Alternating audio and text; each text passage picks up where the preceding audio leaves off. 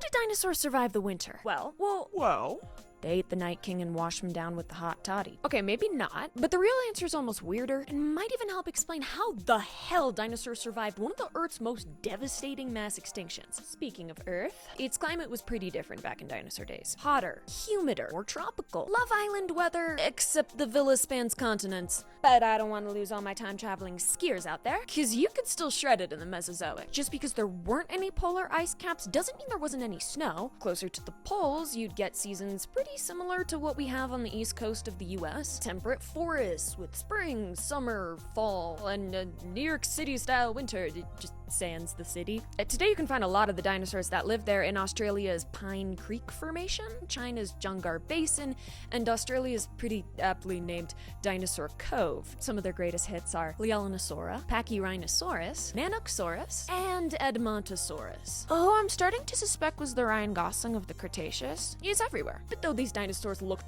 wildly different, they did all have one thing in common. None of them were sauropods. Those are the long-necked littlefoot guys. Instead, the dinosaurs that lived at the poles were either theropods, two-legged meat eaters, or ornithischians, duckbills, ceratopsians, etc. So what did these two dinosaur groups have that, as far as we know, sauropods didn't? Feathers. Or at least not a lot of them. Because the greatest evidence for feathers we have is on theropods and ornithischians. Now, when I say feathers, don't mean the bristly kind that Alexander Hamilton wrote with. I mean proto-feathers. Long, simple, filament-like structures that kinda look more like quills than quill pens. Try to fly with proto-feathers and enjoy the fall. Which adds more legitimacy to the theory that feathers first evolved for insulation, not flight, not even gliding. Still, proto-feathers will only get you so far when winter is coming. So what else did theropods and ornithischians have up their collective sleeves? The ability to metabolically regulate their own body temperature. Colloquially, this is called being warm-blooded.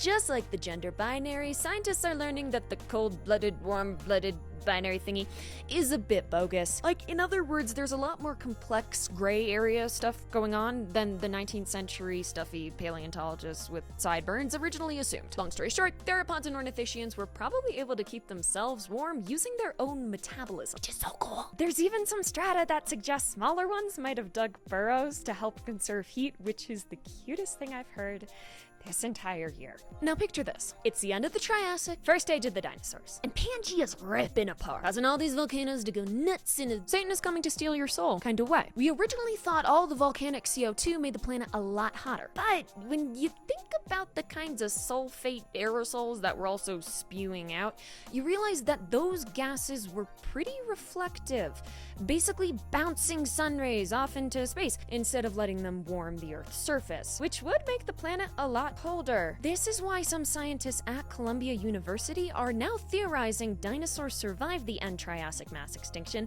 not just because they could survive hot climates really well, which they could, but also because they could adapt to the cold. I mean, the end Triassic extinction trashed 3/4 of all Earth species, but dinosaurs survived. And now you have a cool conversation topic to distract your family with during holiday dinners. You are so welcome. I can follow for more. Oh, but if you want some really good reconstructions of some of the polar dinosaurs I've mentioned, check out Prehistoric Planet Season 1, Episode 4, Ice Worlds. Bye!